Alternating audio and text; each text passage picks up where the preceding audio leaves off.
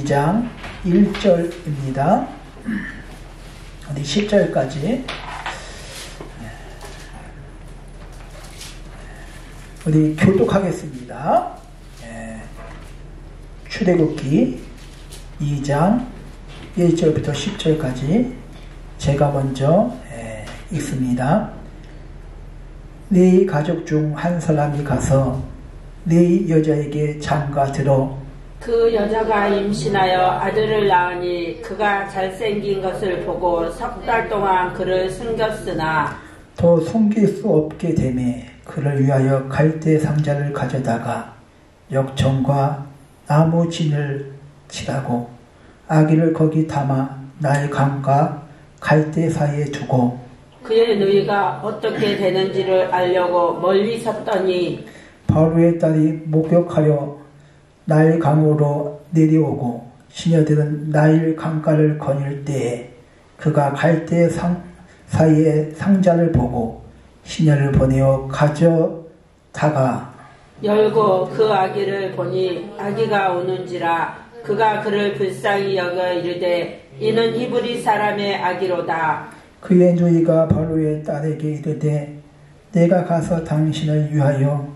히브리 여인 중에서 유물을 불러다가 이 아기에게 젖을 먹이게 하리이까. 바로의 딸이 그에게 이르되 가라 하매 그 소녀가 가서 그 아기의 어머니를 불러오니 바로의 딸이 그에게 이르되 이 아기를 데려다가 나를 위하여 젖을 먹이라. 내가 그 싹을 주리라. 여인이 아기를 데려다가 젖을 먹이더니 그 아기가 자라매 바로의 딸에게로 데려가니 그가 그의 아들이 되니라. 그가 그의 이름을 모세라 하여 이르되 이는 내가 그를 물에서 건져내었음이라 하였더라. 아멘. 오늘 말씀은 지키기 위하여 맡기라, 이 말씀을 가지고 함께 은혜 받는 저와 여러분 되어지길 바랍니다. 우리나라 그 속담에 한 명의 도둑을 10명이 막지 못한다, 그런 속담이 있습니다. 그러니까 작정하고 달라드는 도둑은 여간에서는 막지를 못해요. 무엇을 지킨다는 것은 말처럼 그리 쉽지가 않습니다. 사울왕은 자신의 왕의 자리를 지키기 위하여 40년 동안 다윗을 쫓아다녔습니다. 군대를 거느리고.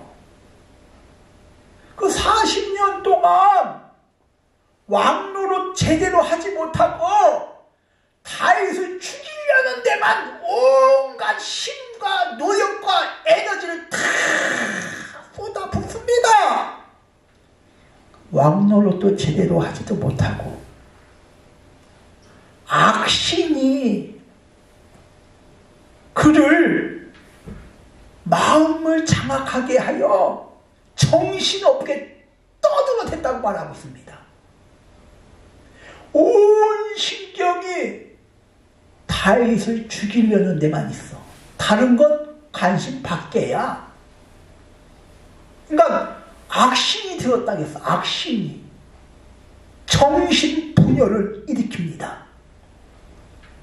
왕의 자리도 지키지 못하고 브레셋과 전쟁에서 화살에 맞아서 스스로 자살하여 비참한 최후를 맞이합니다.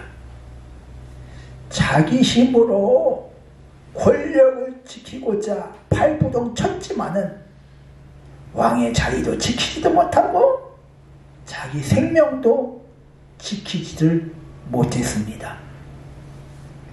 결국은 하나님께서 지켜주셔야 돼. 시편 121편 5절 여호와는 나를 지키시는 이시다. 하나님이 나를 지키시잖아. 해와 달이 나를 상치 못하게 할 것이며 여호와께서 나를 지켜 모든 환난에서 면하게 하실 것이다 말씀하고 있습니다. 결국은 하나님이 지켜주셔야 될 줄 믿습니다.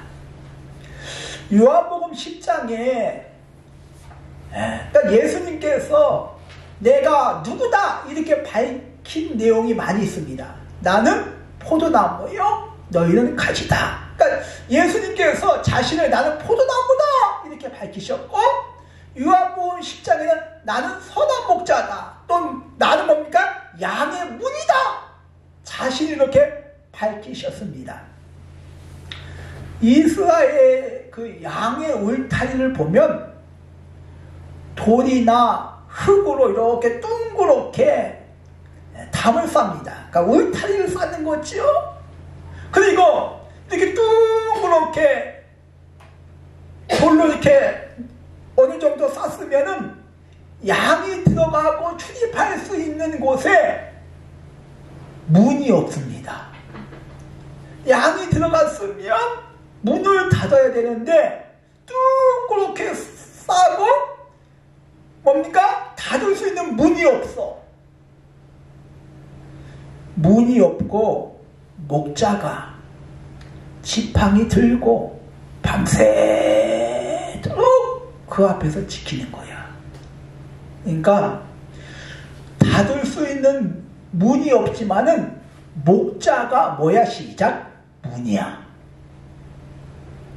하나님께서는 주무시지도 아니하시고 졸지도 아니하시고 우리를 지켜주신다고 말씀하고 있습니다.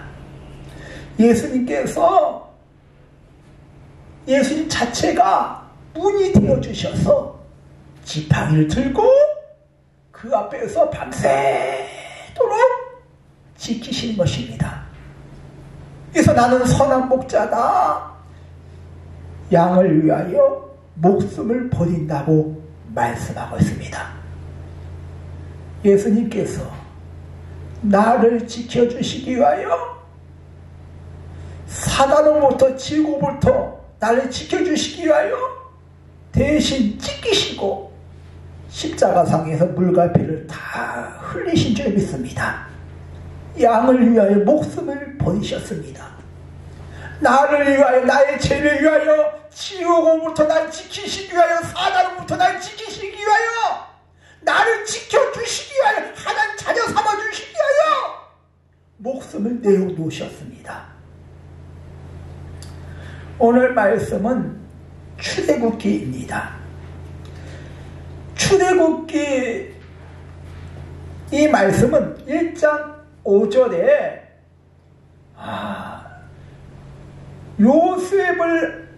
요셉의 식구들이 요셉이 애굽의 총리가 있을 때 흉년이 들어서 70명의 야곱의 식구들이 애굽으로 이주를 합니다.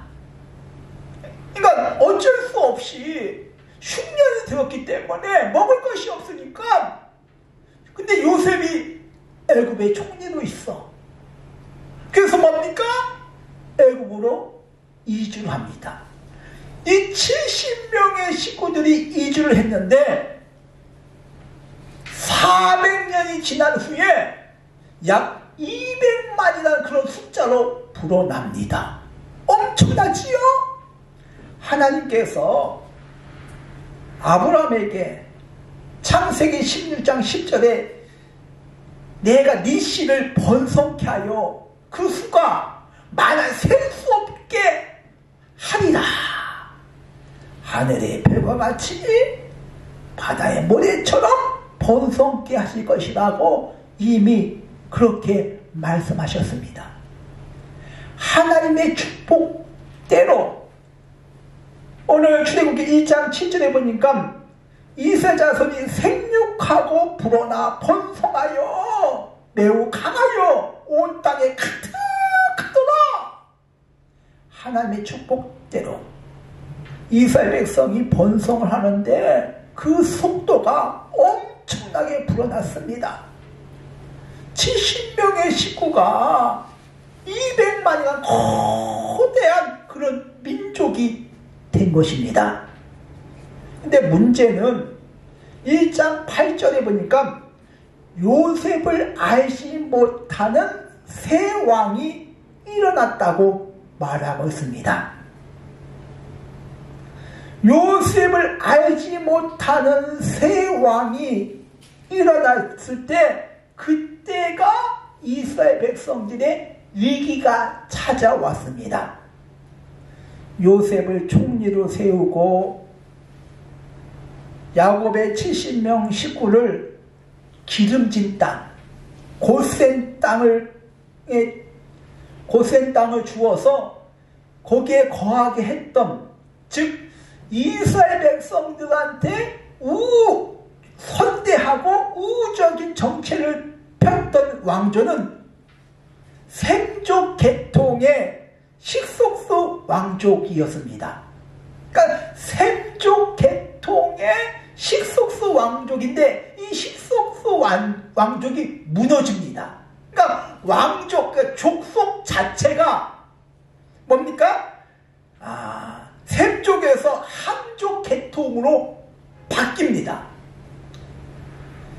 우리나라는 단일 민족이지만은 미국, 인도 그런 데에서는 민족이 수 없습니다. 열 몇 개 막 민족이 되지요. 이 애굽에도 마찬가지로 믿습니다. 그러니까 셈족 계통의 식속수 왕권은, 그 왕조는 요셉을 총리로 세우고 가장 기름진 땅을 주고 이스라엘 백성들한테 선대를 했지만은 함족 계통의 새로운 왕족은 이스라엘 백성을 핍박을 합니다. 학대를 합니다. 어떻게 보면 민족이 바뀌어버린 것입니다.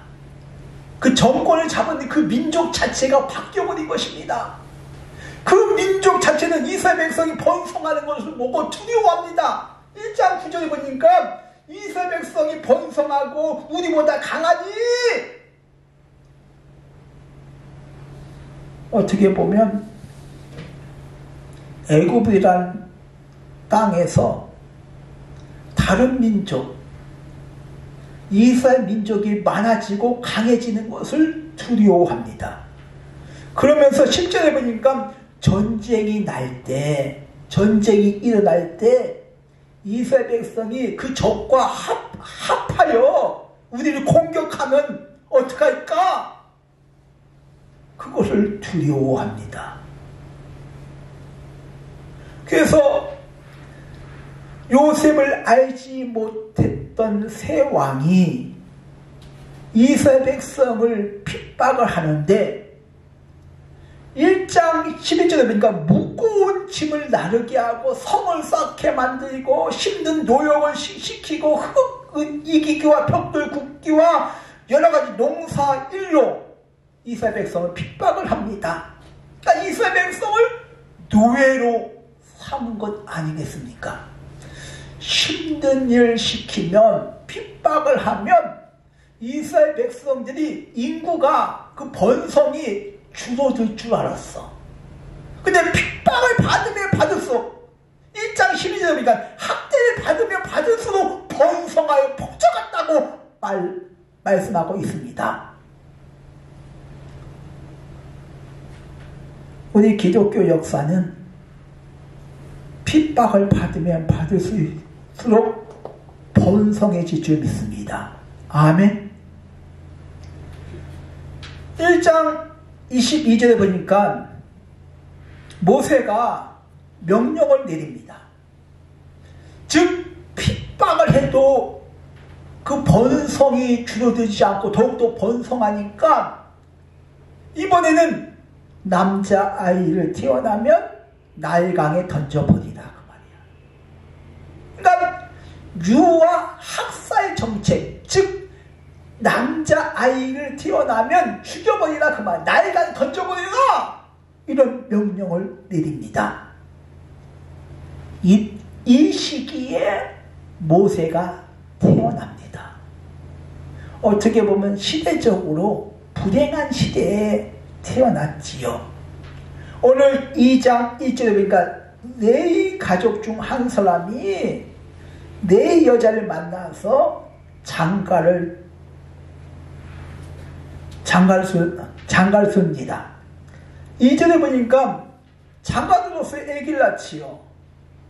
근데 너무나도 잘생겼어. 아름다웠어. 자기 자식, 안 이쁜 그런 자식이 어디 있겠습니까마는. 어쨌든 뭡니까? 석 달 동안 숨겨 키웠습니다. 남자가 아이를 태어나면 나일강에 던지라고 그런 명령이 내려졌는데 이들 부모는 왕의 명령을 거절을 합니다. 싸우기로 하지요. 어떻게 해서든지 이 아이를 지키겠다. 자식을 지키겠다.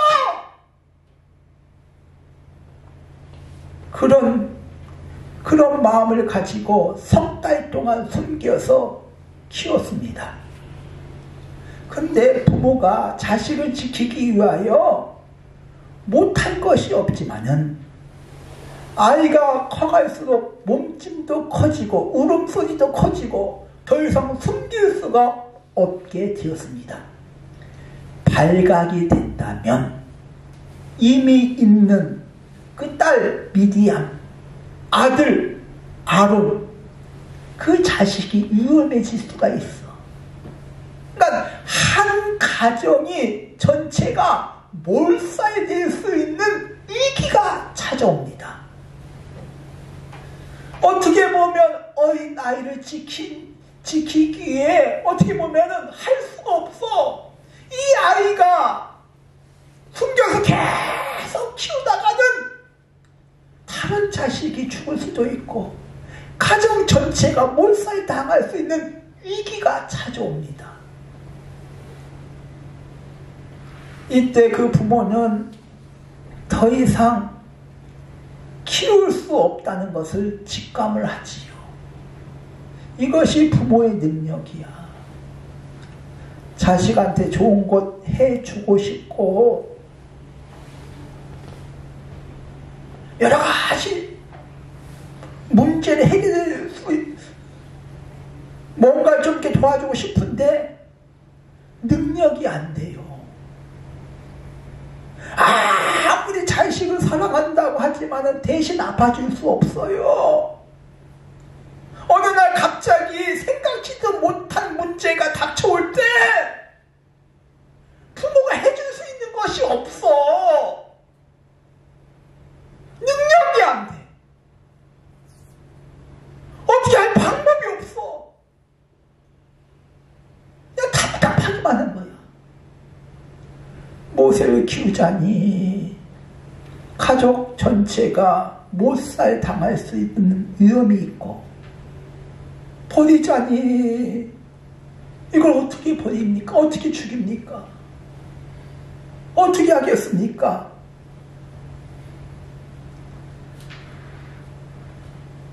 요게벳은 더 이상 숨어서 키울 수 없다는 것을 깨닫지요.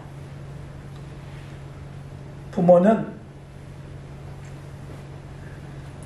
자식한테 해줄 수 있는 것이 한정됐다는 것을 먼저 인정을 해야 됩니다. 나는 한계가 있다. 그래서 기도해라 그 말이야. 내가 못해주는 것 하나만 하나님 해주시기를.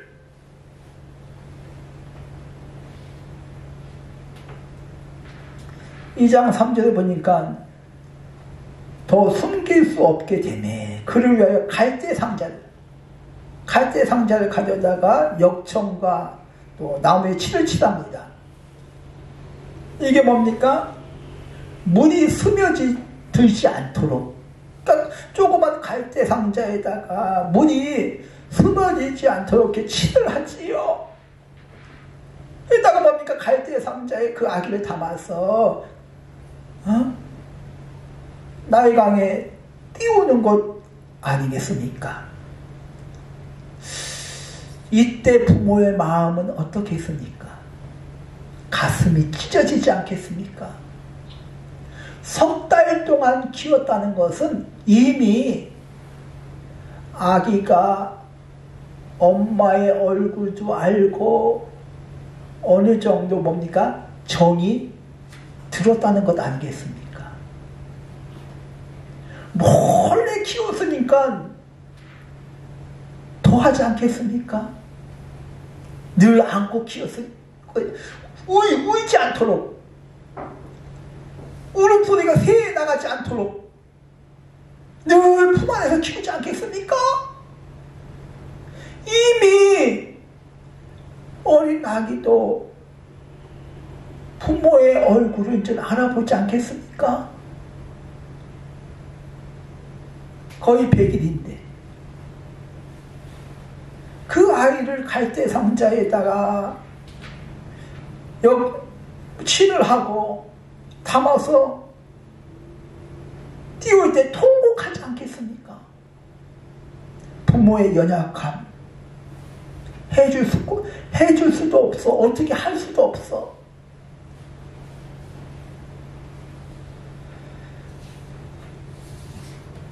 소중한 것을 지키기 위해서는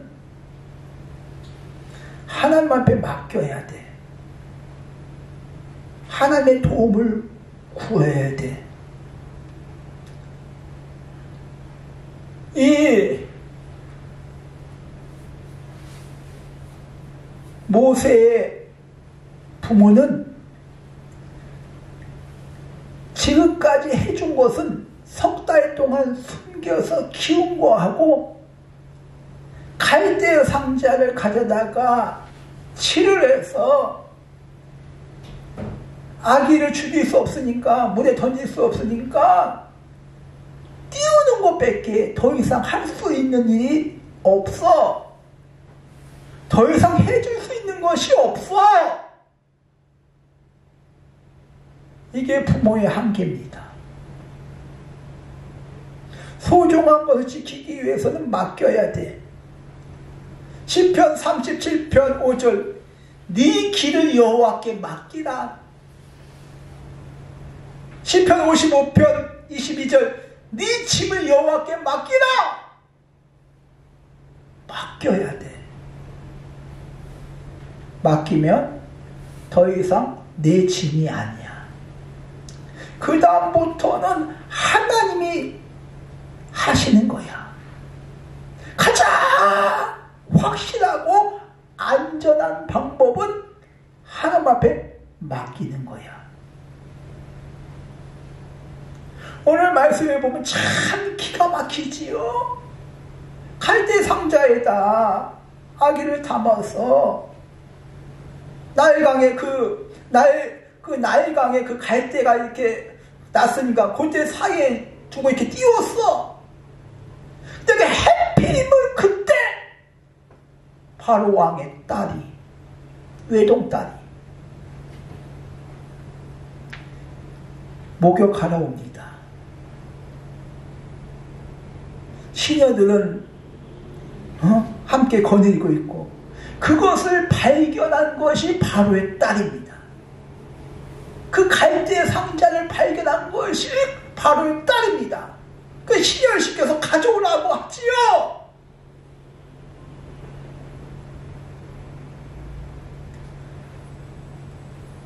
6절에 보니까 그 갈대 상자를 열어보고 아기가 우는지라 그가 그를 불쌍히 여겨. 그 바로의 딸이 그 아이를 보고 불쌍히 여기는 그 마음이, 하나님께서는 마음을 움직일 수 있는 그런 힘이 있습니다. 하나님께서 마음을 움직여야 될 줄 믿습니다.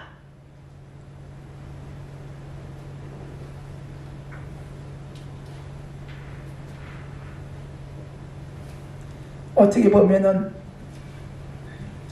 부모가 갈대 상자에다 놓고 그 아이를 나일강에 띄울 때 참 위태롭게 보이지요. 그러나 위태롭게 보였지만은 하나님께서 하신 줄 믿습니다. 그 이외의 것은 전부 다 하나님께 하실 것 아니겠습니까?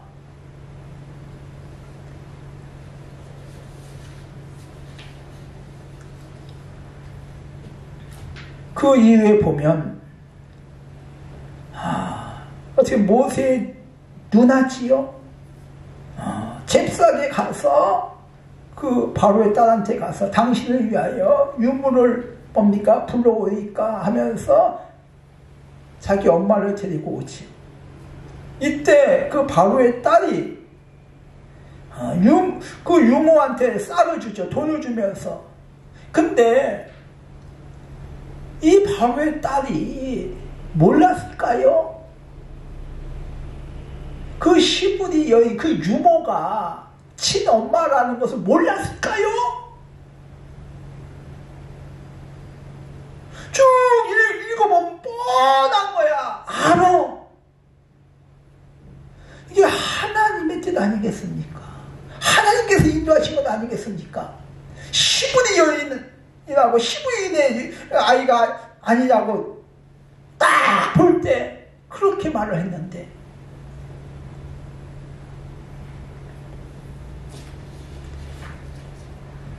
세상 사람들은 기가 막힌 운이라고 말하는 사람도 있습니다.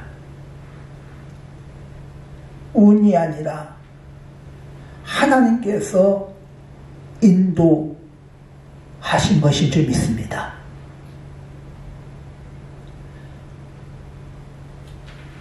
나에게 있는 문제가 무엇입니까? 내가 지키고 싶은 것이 무엇입니까?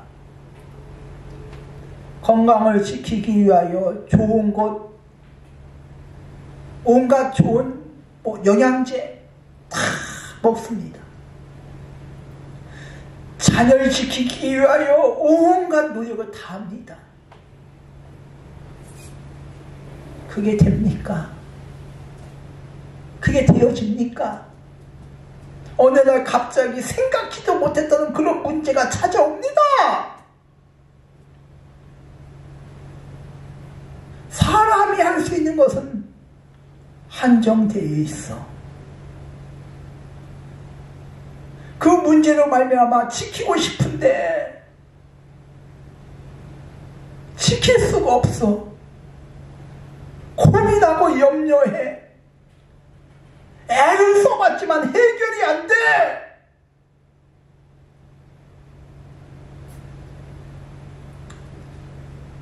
하나님 앞에 맡기시길 바랍니다. 하나님 앞에 나는 부족합니다. 나는 연약합니다.